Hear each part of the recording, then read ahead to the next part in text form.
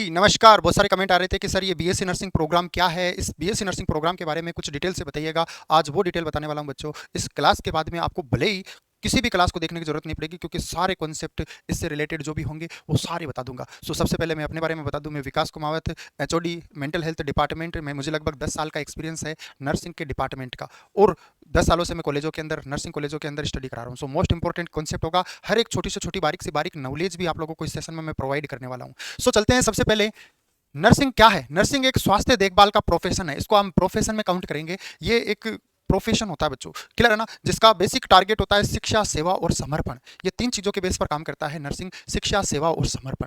तो ध्यान देना, यहाँ पर नर्स क्या करती है? सेहत की देखभाल करती है, एक पेशेंट की इलाज करती है और उनके भावनात्मक समर्थन का काम करती है इस फील्ड के अंदर, नर्सिंग करने के अंदर। अब सबसे पहले आपको ये तो पता चल गया कि नर्सिंग है क्या। एक ऐसी जगह, ऐसी प्लेटफॉर्म है जहां पर शिक्षा मिलेगी आपको, आपको आगे चलकर सेवा करना है और अपने आप को पूरा समर्पित कर देना है पेशेंट के लिए। समझ रहे ना? ऐसा डिपार्टमेंट है, ऐसा जोन है नर्सिंग।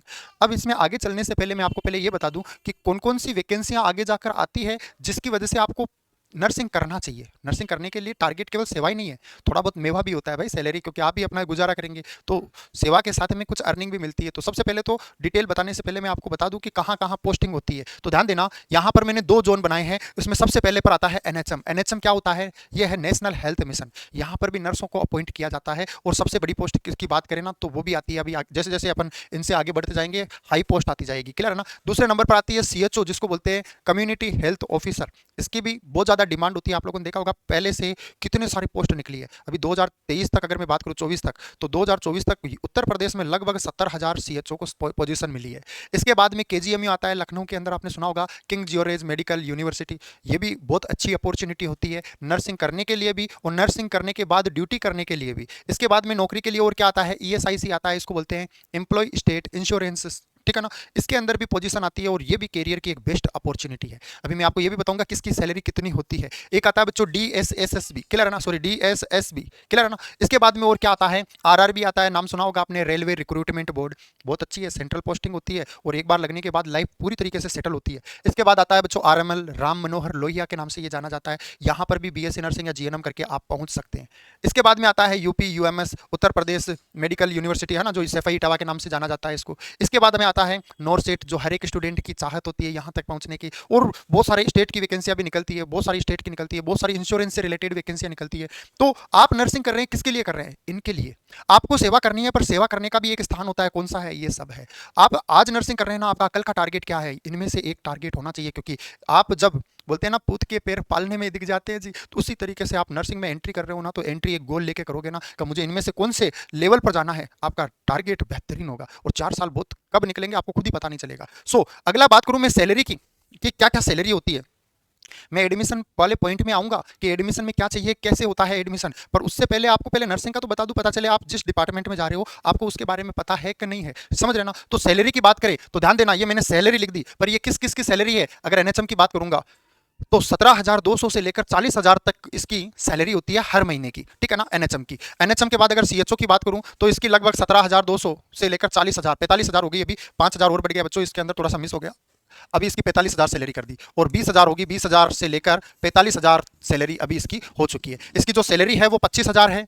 25,000 तो सैलरी आती है, और 15,000 अगर आप काम अच्छा करते हो तो मिलते हैं, नहीं तो नहीं मिलते। समझ रहे ना? तो इसकी सैलरी तो 25,000 ही होती है बेसिकली। इसको बोलते हैं सीएचओ, पूरा नाम कम्युनिटी हेल्थ ऑफिसर। इसके बाद में बच्चों ध्यान देना, इसके बाद आता है केजीएमयू। केजीएमयू की सैलरी होती है 44,900 से 1,42,400। एक्सपीरियंस होता है, हर साल 10% बढ़ जाता है, हर साल 10% बढ़ना है, वो निश्चित है। तो ध्यान देना, केजीएमयू उसकी सैलरी होती है ये। अगर ईएसआईसी की बात करूंगा तो 44,900 से 1,42,400, सबकी बाकी यही रहती है सैलरी। अगर इन दो के अलावा मैं बात करूं तो सबकी सैलरी यही है, पैटर्न यही है, ठीक है ना। डीएसएसबी की यही होती है। इसके बाद यहां पर आरआरबी की बात करूं, कोई चेंजेस नहीं है, वही 44,900 से 1,42,400। महीने का बता रहा हूँ, साल का नहीं है। हाँ, महीने का है, 1,42,400 रुपए मिलता है। अभी भी बहुत सारे बंदों की आती है, हमारी कोचिंग में कुछ फैकल्टी ऐसी है जिनकी सैलरी आती है इतनी। ध्यान देना, तो मोस्ट इंपॉर्टेंट, नर्सिंग करने के बाद सैलरी तो माला माल है जी। आरएमएल की सैलरी सेम 2 लाख, 2.2 लाख से लेकर 5.5 लाख तक होती है।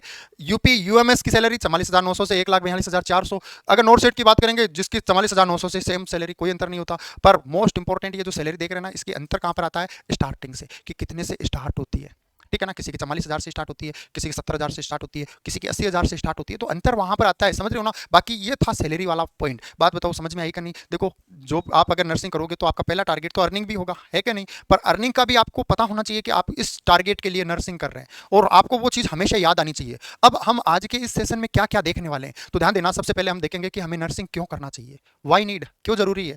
दूसरा हम देखेंगे कि नर्सिंग करना क्यों जरूरी है, अगर आप नर्सिंग करते हो तो क्या फायदा है, और अगर आप नर्सिंग नहीं करते दूसरा कोर्स करते तो क्या फायदा है, समझ रहे हो ना। इसके बाद में हम देखेंगे क्या क्या फायदे हैं इसके, और कितने कोर्स कितने साल का है।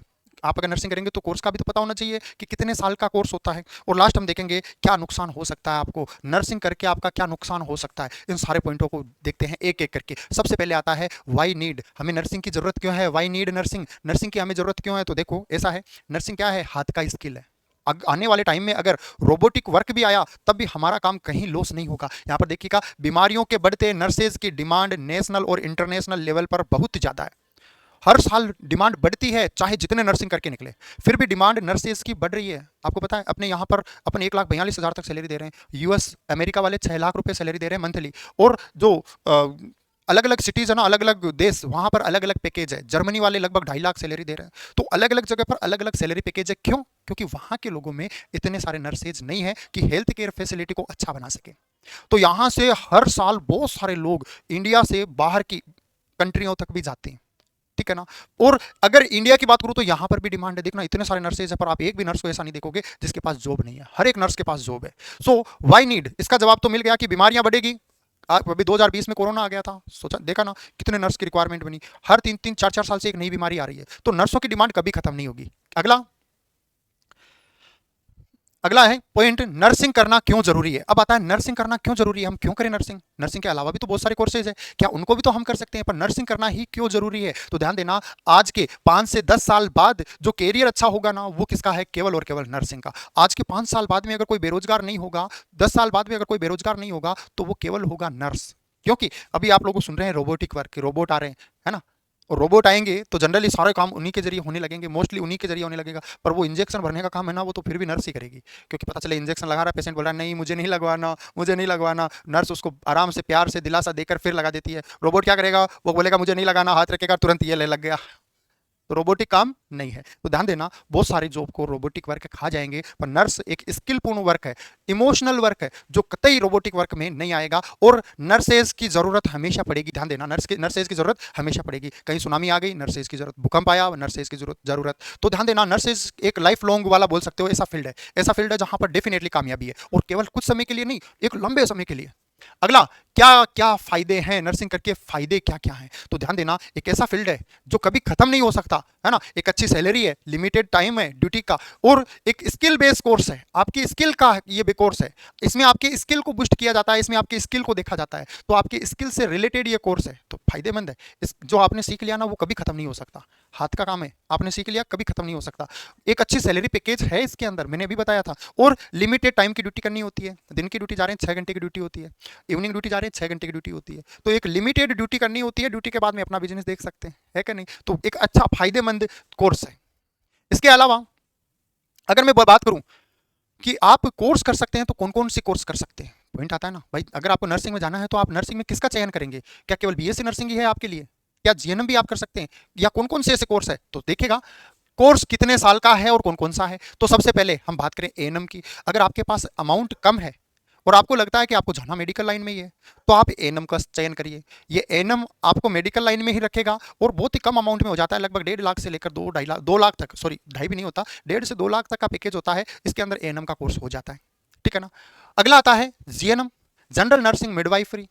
ये 3 साल का है जीएनएम, और इसका पैकेज होता है लगभग 2 लाख से लेकर 3 लाख के बीच में। 2 से 3 लाख के अंदर जीएनएम कंप्लीट हो जाता है, 3 साल का कोर्स होता है, कवर्ड हो जाता है। और इसको करने के बाद भी बंदा उतना ही सामर्थ्यवान होता है जितना बीएससी नर्सिंग वाला होता है, ठीक है ना। अगला देखो, नंबर तीसरा, बीएससी नर्सिंग। अगर आपको केवल ड्यूटी नहीं करनी, आपको पढ़ाना भी है, तो आप जाइए बीएससी नर्सिंग में। बीएससी नर्सिंग एक बैचलर कोर्स है, और बैचलर कोर्स अधिकांश लोग इसलिए सेलेक्ट करते हैं क्योंकि उनका इंटरेस्ट क्लिनिकल हॉस्पिटलों में काम करना कम और पढ़ाना ज़्यादा होता है, कि हम भी पढ़ाएंगे आने वाले समय में। तो वो अधिकांश चयन करते हैं बीएससी नर्सिंग का। ये बीएससी नर्सिंग कोर्स 4 साल का कोर्स होता है, इसको डिग्री कोर्स बोलते हैं। अगर आपने जीएनएम किया तब भी आप बीएससी नर्सिंग कर सकते हो, तब आपको 2 साल का कोर्स करना पड़ता है, तब आप बीएससी नर्सिंग में पहुंच जाते हैं। अब अगर आपका लेवल इंग्लिश से रिलेटेड नहीं है, आपको बिल्कुल इंग्लिश नहीं आती, तो आप पहले जीएनएम करिए, क्योंकि इसको आप हिंदी में भी लिख सकते हैं, इंग्लिश में भी लिख सकते हैं। और आपकी इंग्लिश अच्छी है तो सबसे पहले आप आइए बीएससी नर्सिंग में। इसको केवल और केवल इंग्लिश में ही लिखना होता है, इसमें हिंदी का कोई कॉन्सेप्ट नहीं होता। ये सिंगल लैंग्वेज में होता है, केवल इंग्लिश में। इसके अंदर दोनों लैंग्वेज होती है, हिंदी भी होती है, इंग्लिश भी होती है, मिक्स लैंग्वेज भी होती है, तीनों लैंग्वेज होती है। एएनएम में भी हिंदी, इंग्लिश और मिक्स तीनों लैंग्वेज चलती है, समझ रहे हो ना। बीएससी नर्सिंग में केवल एक लैंग्वेज है, वो है इंग्लिश। बात समझ रहे हो ना। अरे लास्ट तक रिटेन करना, सारी डिटेल दे जाऊंगा, मेरी गारंटी है, कुछ भी ऐसा नहीं बचेगा और दिमाग के अंदर जो कॉन्फ्लिक्ट है ना वो भी नहीं होंगे। आपको एडमिशन में कोई भी दिक्कत आती है, आप जो नंबर दिए गए हैं यहाँ पर, इन पर कॉल कर सकते हैं और इनसे रिलेटेड इंक्वायरी ले सकते हैं बच्चों। मोस्ट इंपॉर्टेंट, इसके बाद आता है एमएससी नर्सिंग। आप बीएससी करते हो, उसके बाद में एमएससी होती है। एएनएम अगर आपने किया है और आप आगे बढ़ना चाह रहे हो, यहाँ तक पहुंचना चाह रहे हो, पहुंच सकते हो, रास्ते बंद नहीं होते। एएनएम आपने कर रखा है, आप डायरेक्ट जीएनएम के सेकंड ईयर में एडमिशन ले सकते हो। एक मिनट यहाँ पर मैं निकाल देता हूँ कितने साल के कोर्स होते हैं, तो ध्यान देना। एएनएम 2 साल का है, जीएनएम 3 साल का है, बीएससी नर्सिंग 4 का है, और ये जनरली 2 साल का कोर्स होता है। एमएससी नर्सिंग कितना साल का है बच्चों? 2 साल का कोर्स है। अब आपने एएनएम किया है, जीएनएम में डायरेक्ट सेकंड ईयर में आप एडमिशन ले सकते हैं और अपनी लाइफ को ग्रोथ करा सकते हैं। जीएनएम आपने कर रखा है तो यहां तक पहुंचने के लिए कोर्स आता है जिसको बोलते हैं पीबीबीएससी। ये होता है 2 साल का कोर्स, बीएससी नर्सिंग की डिग्री तक पहुंच जाते हैं। बीएससी के बाद 2 साल का कोर्स होता है एमएससी नर्सिंग, मास्टर बन जाओ, है ना। सो मोस्ट इंपॉर्टेंट ये है हमारा कोर्स कैसे ग्रोथ करेगा और कोर्स में क्या क्या होता है बच्चों। बात समझ में आ रही है कि नहीं। एएनएम 2 साल का है, जीएनएम 3 साल का है, बीएससी नर्सिंग आपके 4 साल का है, एमएससी नर्सिंग आपके कितने साल का है? 2 साल का। आपको एडमिशन से रिलेटेड कुछ भी इशू आता है, आपका दिक्कत आती है, तो आप इन नंबरों पर कॉल कर सकते हैं बच्चों। इसके अलावा पहले व्हाट्सअप करिएगा बच्चों, केवल क्लियर है ना। कोर्स करके क्या क्या नुकसान हो सकता है आपको बताना है कि नुकसान क्या है। अगर आपने नर्सिंग किया तो नर्सिंग करने के बाद आपकी लाइफ में ऐसा क्या बवंडर आ सकता है, तो ध्यान देना। कोर्स करके नुकसान क्या हो सकता है, तो कोई नुकसान नहीं है, 0%। समय के साथ इसकी जरूरत बढ़ती है, नर्सिंग है ना, इसकी जरूरत बढ़ेगी। आप देखना, लोग 1950 उस समय भी नर्सिंग कर रहे थे, है ना। सन 2000 उस समय भी बंदे नर्सिंग कर रहे थे। तो जनरली अगर वो उस समय सोचते कि यार हमारी क्या जरूरत पड़ेगी, तो आज वो इस डिपार्टमेंट के महान हस्ती नहीं होते। जिन्होंने पहले ही नर्सिंग कर ली थी ना, आज वो महान हस्तियों में काउंट होते हैं, समझना। तो यहाँ पर समय के साथ जरूरत बढ़ती है और नर्सेज की, इसलिए इसका कोई नुकसान नहीं है। नर्सिंग करने से कोई नुकसान नहीं मिलता बच्चों, कैरियर ग्रोथ होती है, हर साल बिना कहे सैलरी में 10% इंक्रीमेंट हो जाता है, समझ रहे हो ना। एज लिमिट की बात करें, अब आते हैं एडमिशन प्रोसेस के अंदर, तो ध्यान देना एज लिमिट क्या होती है। तो जनरली कम से कम और ज्यादा से ज्यादा, दोनों चीजों को याद रखना है, कम से कम और ज्यादा से ज्यादा, कम से कम 17 साल का बच्चा होना चाहिए। उसकी एज है ना अभी तक 17 साल हो चुकी होनी चाहिए, कि अभी कितने साल के हो गए, 17 साल का हो गया, 17 साल का हो गया तो एडमिशन ले सकते हो, समझ रहे ना। और दूसरा, मैक्सिमम एज 35 साल से बड़ी एज होती है ना, तो उस कंडीशन के अंदर एडमिशन नहीं होता। अगर 35 साल से ज्यादा है तो एडमिशन नहीं होगा। और ध्यान देना, आप अपनी एज कैसे निकाल सकते हैं, एज कैलकुलेटर का यूज कर सकते हैं। आप क्रोम ब्राउजर होता है ना गूगल, उस पर लिखिएगा एज कैलकुलेटर, आपके सामने एक वेबसाइट ओपन होगी, क्लिक करिएगा। जैसे क्लिक करोगे तो एक कॉलम होगा, उसमें आपको अपनी डेट ऑफ बर्थ डाल देनी है। जैसे डाल दोगे नीचे क्लिक करना, जैसे क्लिक करोगे वो एक एक मिनट का बता देगा, आप इतने साल के हो गए, इतने मिनट के हो गए, इतने सप्ताह आपने निकाल दिया है, समझ रहे ना। So most important age calculator, clear है कि नहीं। सो मैक्सिमम एज और मिनिमम एज कितनी होती है, तो मैक्सिमम एज होती है बच्चों, मैक्सिमम एज होती है यहाँ पर 17 साल से तो ज्यादा होना चाहिए और 35 साल से कम होना चाहिए। इनका एडमिशन होता है बच्चों। ज्यादा से ज्यादा एज कितनी, 35 साल, और कम से कम एज कितनी, कम से कम 17 साल होना चाहिए। इस एज को आप निकाल सकते हो एज कैलकुलेटर के द्वारा। अब बात करते हैं कि कौन कौन सी कॉलेज होती है जहां पर हम एडमिशन ले सकते हैं। तो ध्यान देना, अगर आप एडमिशन देख रहे हैं, बेस्ट कॉलेज ढूंढ रहे हैं कि बेस्ट कॉलेज कौन सी है, तो ध्यान देना, बेस्ट कॉलेज के अंदर 2 प्रकार की कॉलेजें होती है जहां पर आप अपना नर्सिंग कर सकते हैं। एक आएगी जिसको आप बोलेंगे गवर्नमेंट, जो सबकी पसंद होती है, कि हमारी पसंद भी है सर। आप बताओ कमेंट बॉक्स में किस किस को गवर्नमेंट में जाना है। सो सबसे पहली पसंद होती है गवर्नमेंट, कि हमें नर्सिंग करना है गवर्नमेंट से। अगर गवर्नमेंट से नर्सिंग करते हैं तो क्या फायदा है, फीस नहीं लगती, पहला फायदा। 4 साल तक जब तक नर्सिंग कर रहे हो रहने को मिल जाता है, फायदा ही फायदा। रहने को मिल रहा है तो खाने को भी मिल रहा है, फायदा ही फायदा, समझ रहे ना। दूसरा, अगर कहें दूसरे सेंटर कौन सा है, प्राइवेट है। मतलब आप यहाँ पर लीज पर या फीस पे करके आप वही चीज़ बाहर प्राइवेट ट्यूशन के रूप में पढ़ते हैं, और ट्यूशन के रूप में पढ़कर आप उसी का एग्जाम देते हैं, वो प्राइवेट कहलाता है। प्राइवेट सेंटर में थोड़ी फीस लगती है। अगर आप जीएनएम करते हो तो जनरली आपके 2 से 3 लाख, बीएससी नर्सिंग करते हो तो 5 से 6 लाख, है ना। तो ये तो केवल फीस थी, फिर आपके रहना, खाना पीना, किताबें, कॉपियाँ, वो अलग अलग खर्चा होता है। तो ध्यान देना, बेस्ट कॉलेज अगर इंडिया में देख रहे हो तो कौन सी है, बेस्ट कॉलेज के ऊपर मैं जल्दी वीडियो बनाऊंगा, और एरिया के वाइज भी बनाऊंगा कि कौन से एरिया में आप अगर एडमिशन लोगे तो आपको वहां पर सबसे बेस्ट कॉलेज कौन सी होगी, आप चयन करना। और सबसे ज्यादा जब एग्जाम भरोगे ना तो कौन सी कॉलेज भरनी है, टच में रहना, व्हाट्सअप ग्रुप में रहना, आप लोगों को हर एक पॉइंट पर ग्रुप में इंडिकेट करेंगे, क्योंकि एक्चुअली हम लोगों के वैसे पर्सनली बहुत सारे मैसेज आते हैं तो एक-एक को जवाब नहीं दे पाते। आप व्हाट्सएप ग्रुप जॉइन करिएगा जो इसके डिस्क्रिप्शन के अंदर है। हम वहाँ पर कंटेंट डाल देंगे, जो भी इन्फॉर्मेशन होगी वो डाल देंगे, उसको फॉलो अप करना। डेफिनिटली लक्ष्य तक पहुँच जाओगे। तो कॉलेज आती है प्राइवेट भी, कॉलेज आती है गवर्नमेंट भी, आप कौन-सी सेलेक्ट करेंगे? तो सबसे ज़्यादा चांस जिसका बनता है वो है गवर्नमेंट। बेस्ट कॉलेज कौन-सी होगी? गवर्नमेंट। दूसरे नंबर पर प्राइवेट। प्राइवेट में बेस्ट कौन-कौन सी है इसके लिए जल्दी मैं आपको बता दूँगा। इसके बाद अलग इसके अलावा जो बात करें बच्चों, अगली बात करते हैं। ये सारे कंटेंट थे बेस्ट कॉलेज के ऊपर, और कैसे आपको कोर्स सेलेक्ट करना है, कैसे आपको अपने लक्ष्य की तरफ बढ़ना है। आपको कुछ भी इश्यू आता है व्हाट्सएप ग्रुप में जुड़िए। अगर आपको ऑनलाइन और ऑफलाइन क्लासेस ज्वाइन करनी है, कानपुर के अंदर हमारी कोचिंग है। एड्रेस है नरसिंह गुरुजी गुरुदेव क्रॉसिंग कानपुर। एड्रेस है बच्चों, वापस रिपीट कर देता हूँ, नरसिंह गुरुजी गुरुदेव क्रॉसिंग कानपुर। वहाँ पर हमारी ऑफलाइन क्लासेस भी चलती है, और जो भी ऑफलाइन में चल रहा होता है वो एट ए टाइम ऑनलाइन भी होता है, जिससे कि सारे बच्चे उन चीज़ों को पढ़ सके, समझ सके, कॉन्सेप्टों को याद कर सके, और मैक्सिमम रिजल्ट रहता है हर साल। यकीनन लक्ष्य तक पहुंचना तो थोड़ा तो हटके और थोड़ा तो यूनिक करना ही है, और यूनिक करोगे ना तो लक्ष्य ज़्यादा दूर नहीं, रफ्तार थोड़ी तेज करनी है। लक्ष्य ज़्यादा दूर नहीं, रफ्तार थोड़ी तेज करनी है। आज खामोशी से मेहनत करके कल अपनी कहानी बदलनी है बच्चों। और ध्यान देना, अपनी कहानी बदलने के लिए थोड़ा तो यूनिक आपको मेहनत करनी पड़ेगी, और मेहनत करोगे ना तो कामयाबी आपके द्वार दौड़ती चली आएगी। और ये तो बेसिक कॉन्सेप्ट बताया था नई क्लास के अंदर, नए वीडियो के अंदर। आप मुझे बताइए क्या इसका दूसरा वॉल्यूम मैं आप लोगों के लिए लेकर आऊँ? आप लोगों को क्या इससे और ज़्यादा डिटेल में जानकारी चाहिए तो मैं